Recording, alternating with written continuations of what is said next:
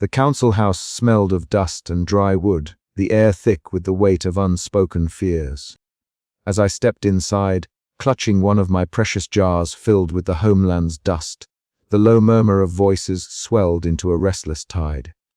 Faces etched with hardship and worry turned towards me, some hopeful, others hardened by years of disappointment and drought.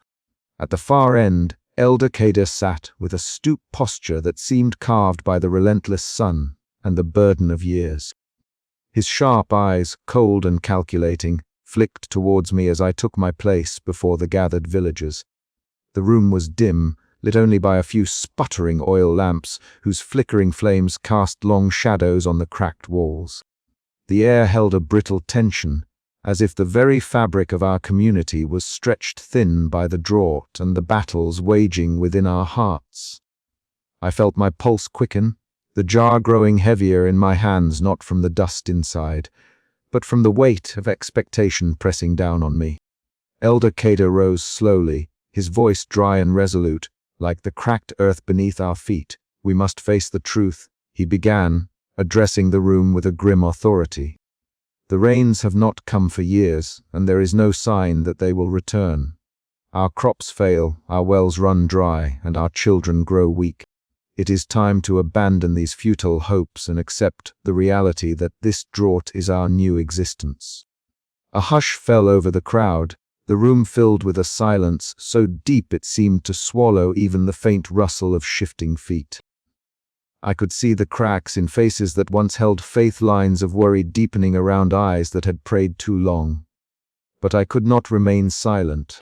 Holding the jar close, I found my voice, soft but unwavering. "My father taught me that the rain will come again," I said, feeling the eyes of the villagers settle on me. "He promised that these jars, these grains of dust, are not empty. They hold the memory of rain, the seed of hope. If we give up now, if we surrender to despair, then we lose not just the rain, but the spirit of our village." Murmurs spread through the crowd, some whispered words of encouragement. Others scoffed or shook their heads. Elder Kader's gaze sharpened as he responded, "Hope alone will not fill our wells or feed our children. We must be practical. We must prepare to survive this drought, not cling to promises that may never be fulfilled." Lina, sitting quietly near me, reached out beneath the rough wooden table to squeeze my hand, a small gesture that steadied my trembling. Her gentle eyes met mine, full of unspoken understanding and quiet strength.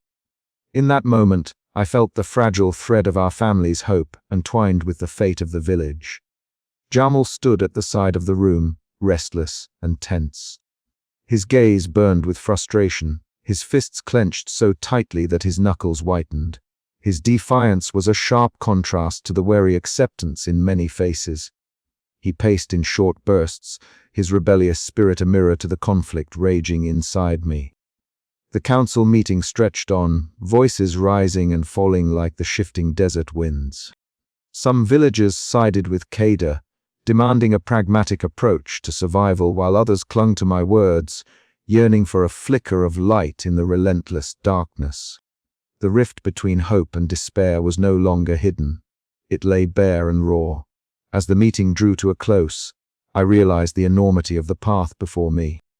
To carry my father's promise was to bear the weight of not only memory, but the fragile future of our people. The jars in my hands were more than vessels of dust, they were symbols of resistance against the silence of the sky. Walking home under a sky that held no stars, I felt the stirrings of a fierce determination. The road ahead was uncertain, the voices of doubt loud, but my hope, like the dust in my jars, was unyielding. I would not let the flame of belief be extinguished, no matter how dark the night or how harsh the wind.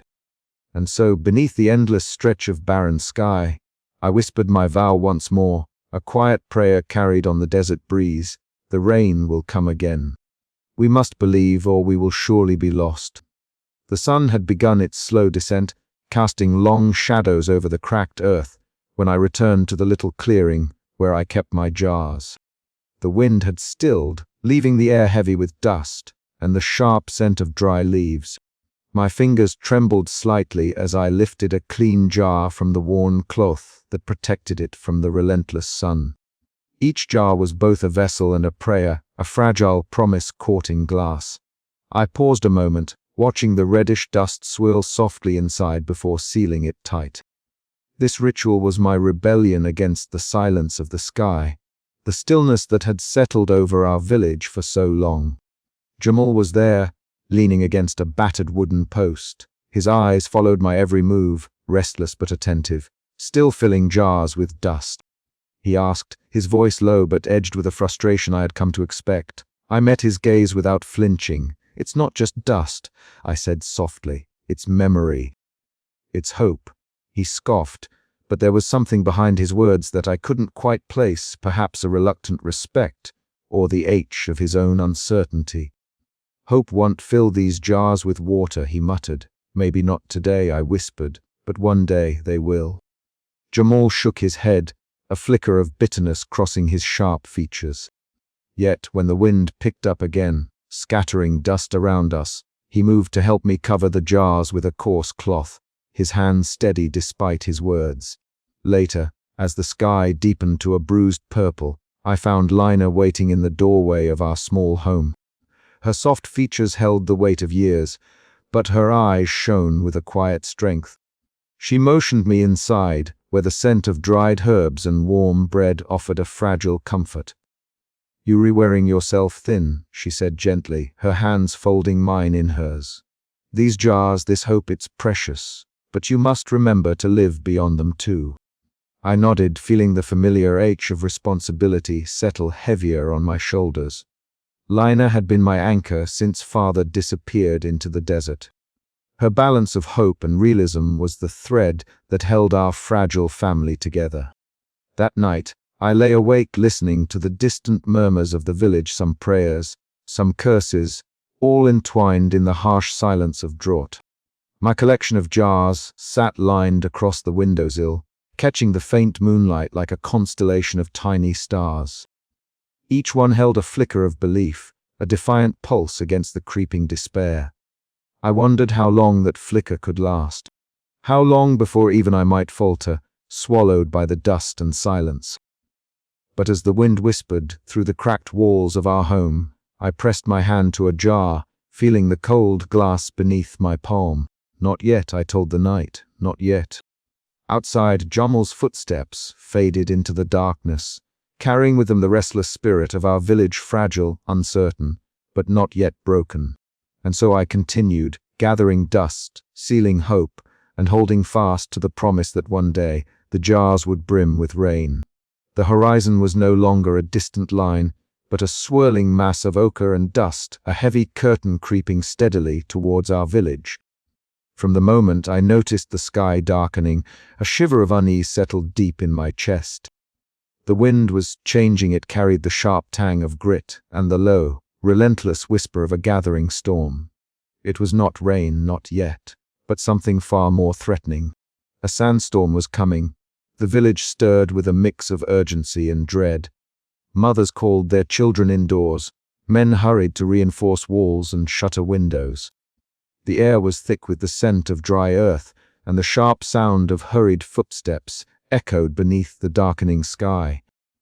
I clutched my father's promise tightly, feeling the weight of it as I moved among my jars, each one a small sanctuary of dust from our homeland. They glinted faintly in the fading light, fragile and precious, as if they might shatter at the slightest breath. "Mira, come help me secure the shutters." Lina's voice broke through my thoughts, steady but edged with worry. Her hands, weathered yet gentle, moved with practiced efficiency, tying ropes and fitting wooden planks against the walls. I nodded, my fingers lingering on a jar shaped like a teardrop, the dust inside swirling gently with the rising wind. Outside, Elder Kader's voice rose above the growing clamor. "Order!" "Calm! We will face this storm with clear heads," he commanded, his sharp eyes scanning the gathering crowd. His presence was a stark reminder of the divisions beneath our fragile unity.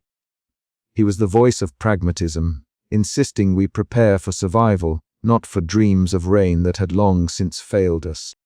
I saw him speak to the men, directing them to reinforce the granary, and the well a grim task given the dryness that had withered both.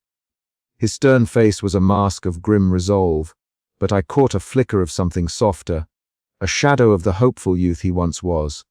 Yet now, he seemed determined to snuff out the fragile sparks of hope that my father's legacy had kindled. Jamal appeared beside me, his lean frame tense, eyes burning with restless energy. "Why do you bother with these jars?" he asked, gesturing sharply to my collection. "They're just dust. The rain is never coming." His voice was harsh, but beneath it lay a desperate longing to believe otherwise. "They're not just dust," I said softly, meeting his gaze. "They hold the memory of rain, a promise my father made. And as long as I have them, I have hope." He scoffed but didn't move away. Instead, he offered a hand. "Let me help. Even if it's just dust, it's all we have left." Together, we moved quickly, securing the jars in the safest corner of my small home. Each one felt heavier than before, not with dust, but with the weight of expectation. Outside, the wind howled, carrying with it the relentless bite of sand. The village walls trembled under the storm's growing fury. Inside, Lina lit a small lamp, its flickering flame a fragile shield against the encroaching darkness. "We must hold fast," she murmured, her eyes reflecting both fear and fierce determination. I nodded, feeling the pulse of my own resolve echo hers. The storm was a living thing, its breath hot and abrasive as it battered the village. The dust filled the air, stinging eyes and choking lungs, but it could not touch the steadfast hope cradled within these jars. As the night deepened, I sat amidst them, whispering promises and prayers, my voice barely audible over the storm's roar. What would become of us after this night? Would the jars survive? Would the village endure? These questions churned like the tempest outside, but I refused to let despair claim me. The storm on the horizon was not just a threat, it was a test. And I was ready to face it, for the sake of rain yet to come. As the first grains of sand slipped through the cracks in the door, I closed my eyes and imagined the sky weeping again, soft and life-giving. The storm raged on, but inside, a quiet flame burned steady, a flicker of hope against the endless desert night. Outside, the village held its breath.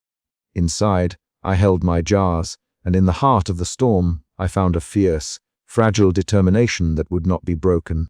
The wind had finally stilled, leaving a thick, choking silence in its wake.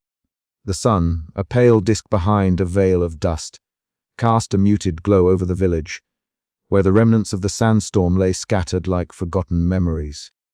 Mira's feet crunched softly on the gritty earth as she made her way toward the small wooden shelf that held her collection of jars. Each one was a fragile vessel, heavy with dust and heavier still with the weight of promise. She approached slowly, heart pounding with a mixture of hope and dread. The air was still tinged with the scent of earth and sand, a raw, primal aroma that spoke of the desert's harsh embrace. Her eyes scanned the line of jars, each one shimmering faintly in the dim light, until they stopped abruptly on a single vessel. A thin, jagged crack marred its surface, a pale fracture that ran from rim to base. Dust fine and pale as the desert itself trickled slowly from the breach, scattering like fallen stars onto the ground. Mira's breath caught in her throat. The jar, one of the oldest, one that held the dust from the sacred grounds where her father had last stood, was broken. Her fingers trembled as she reached out, the fragile glass cool beneath her touch. She pressed lightly against the crack. The jar shuddered, threatened to shatter completely. Panic knotted inside her chest. How could this happen? How could something so precious be so vulnerable? The village, too, felt shattered in that moment, as if the cracked jar was a mirror reflecting the fragile state of their existence. The relentless drought had worn them down, sapping strength and spirit. The sandstorm was a cruel reminder that nature was indifferent to their prayers. At home, Lina was waiting. She noticed the dust clinging to Mira's clothes, the haunted look in her dark eyes. Without a word, she led Mira inside, where the air was cooler and the shadows deeper. Lina's hands, roughened by years of toil yet gentle as ever, carefully wiped the dust from Mira's scraped palms. "It's not just the jar that's cracked, is it?" Lina whispered, her voice steady despite the tremor beneath. She sat beside Mira, pulling her close. "But hope is not so easily broken." Mira leaned into the warmth, the tenderness a balm against the storm raging inside her. She wanted to believe Lina, to cling to the fragile thread that tethered them to the promise of rain. But doubt gnawed like a silent predator. The next day, the village gathered for a council meeting beneath the great acacia tree, its skeletal branches reaching skyward like desperate hands. Elder Kadir stood at the center, his stooped form casting a long shadow. His eyes, sharp and unyielding, fixed on Mira as she stepped forward, clutching the cracked jar carefully. "This jar is broken," Kadir said, voice low but carrying the weight of finality, like the dreams of rain that once filled our hearts. "We cannot build our lives on shattered promises." Mira's voice wavered but did not break. "The jar is cracked, yes, but it still holds the dust of our land, the memory of what was and what could be. My father taught me that hope is not the absence of hardship, but the courage to keep believing in spite of it." Murmurs rippled through the crowd, some nodding in quiet agreement, others casting wary looks toward Kadir. The rift between hope and pragmatism yawned wider, threatening to swallow the fragile unity the village had left. After the council, Mira retreated to the outskirts of the village, where the sky bruised with the colors of dusk. The cracked jar sat beside her, catching the dying light.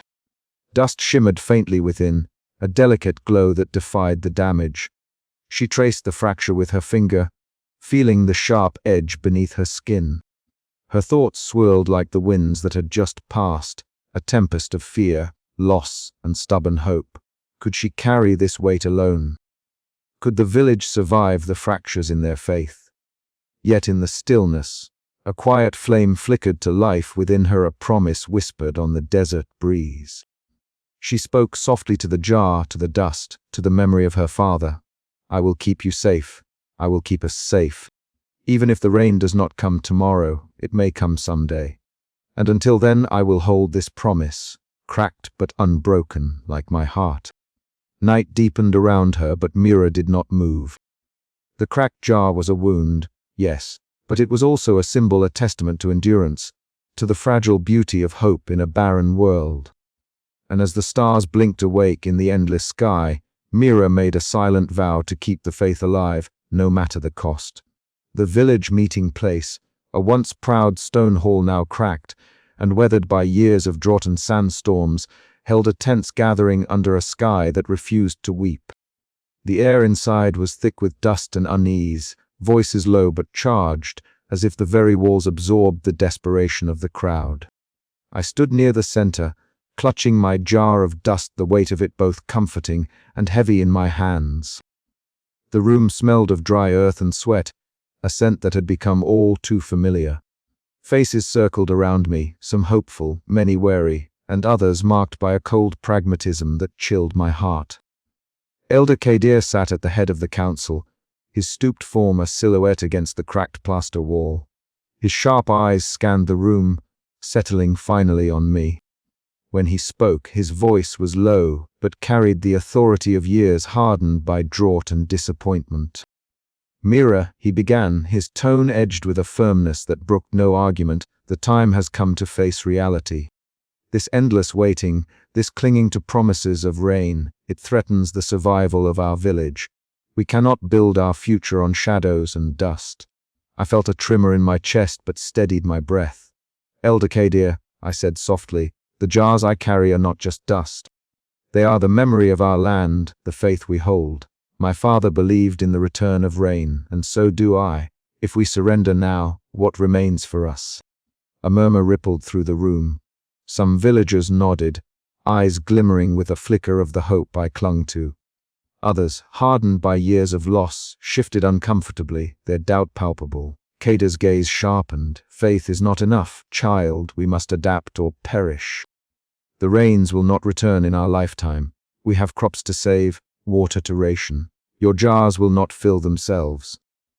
I swallowed the lump of fear rising in my throat, feeling the weight of his words like a scorching wind. Yet, beneath the surface, my resolve burned brighter. But without hope, what are we saving ourselves for? If we lose faith, we lose the will to endure. My father taught me that the desert only seems barren until it remembers how to weep again. The room fell silent, the tension thickening like the dust storms that swept through our village. Then, from the back, Jamal's voice cut sharply through the stillness. "Faith won't fill our bellies or mend our cracked homes," he said, his tone bitter and restless. He stepped forward, eyes blazing with frustration.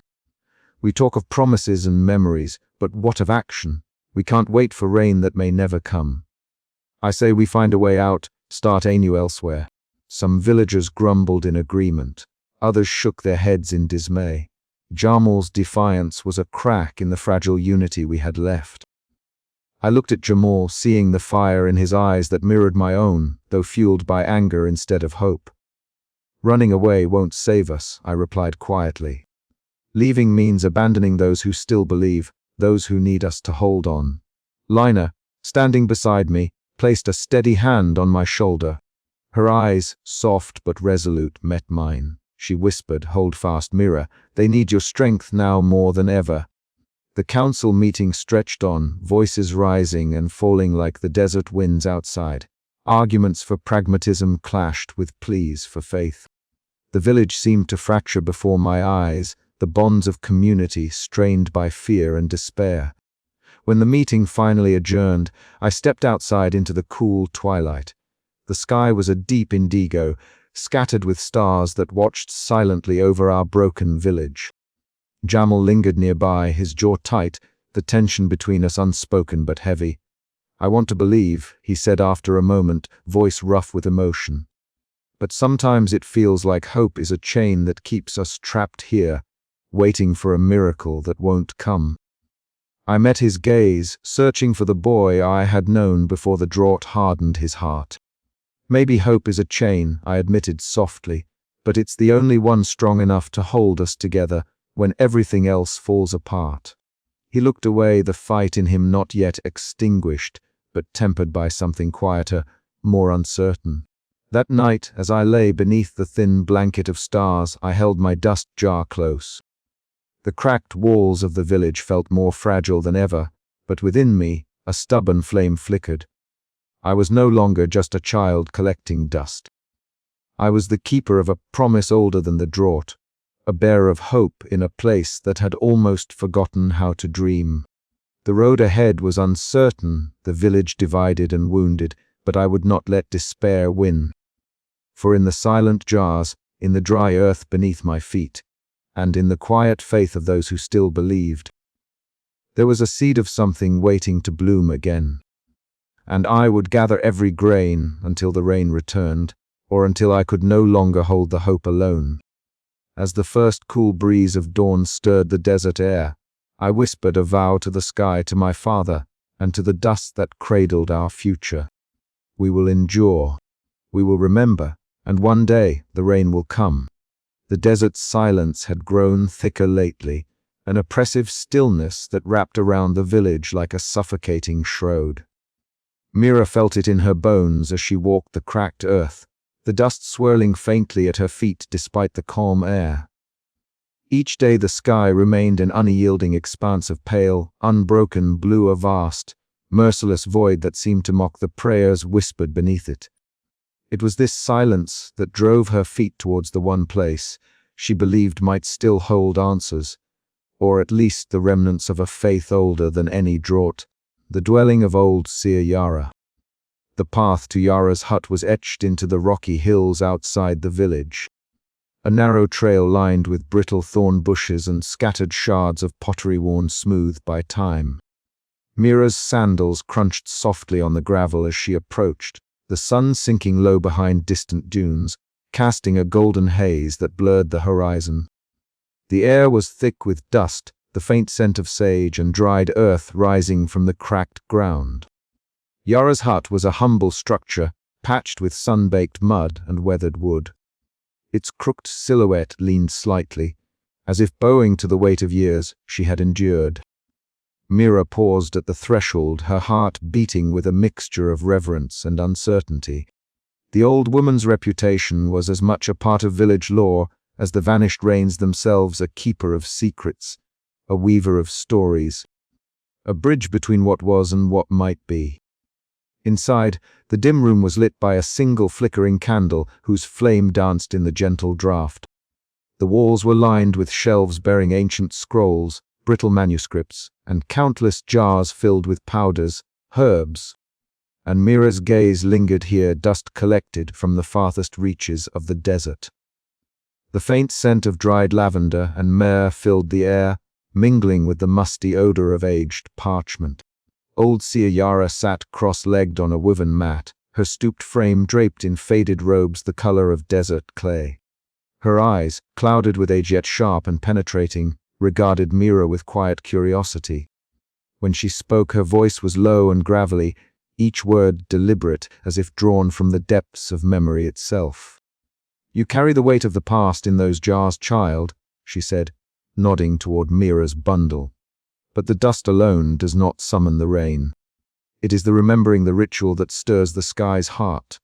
Mira settled beside her, the rough mat prickling her sun-warmed skin. "But the sky is silent, Yara. The drought grows fiercer with each passing day. How can memory fight such emptiness?" The old seer's gaze drifted toward the small window, where the last light of day faded into shadows. "The sky's silence is a test, a long sleep from which it must awaken.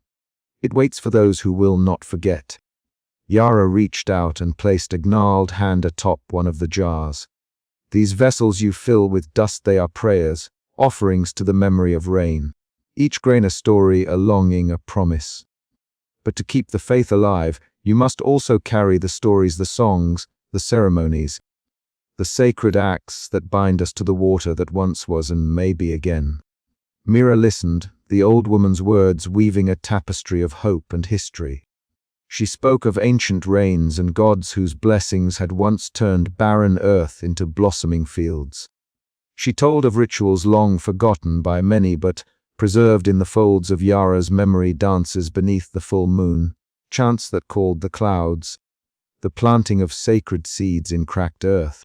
As the candle flickered, Mira felt a strange warmth rise within her chest, a fragile flame kindled by the connection between past and present, belief and survival. The old seer's stories were not mere fables. They were the lifeblood of a people who refused to surrender to the desert's cruelty. When Mira finally rose to leave, the night had draped the village in a blanket of cool darkness. The stars above were hidden behind a veil of dust, and the sky was an unbroken void. She clutched her smallest dust jar tightly, its weight a tangible reminder of her promise and her burden. Outside, the desert breathed in silence. The wind whispered softly, lifting grains of sand that sparkled faintly in the moonlight. Mira stood still for a moment, feeling the vast emptiness around her and the steady beat of her own heart. "The sky may be silent," she whispered to the night, "but I will not be." The desert's silence was vast and deep, but within Mira, a quiet resolve was growing. She understood now that hope was not simply waiting for rain to fall, but nurturing the memory and ritual that would one day awaken the sky's forgotten song. The jars of dust were more than vessels, they were the threads that wove her family's faith into the fabric of the village's soul. As she walked back through the sleeping village, Mira glimpsed faint outlines of homes, their cracked walls bathed in silver light, and heard the distant, soft breathing of those who still clung to fragile dreams. The weight of the drought pressed heavy, but in the hush of night, she sensed the stirrings of something unseen, a flicker of life beneath the desert's quiet. Her footsteps echoed softly on the hard earth, a rhythm steady and sure. Mira was no longer just a child gathering dust. She was a keeper of memory, a bearer of hope, a small flame against the vast darkness. And as long as she breathed, the promise of rain would not be forgotten.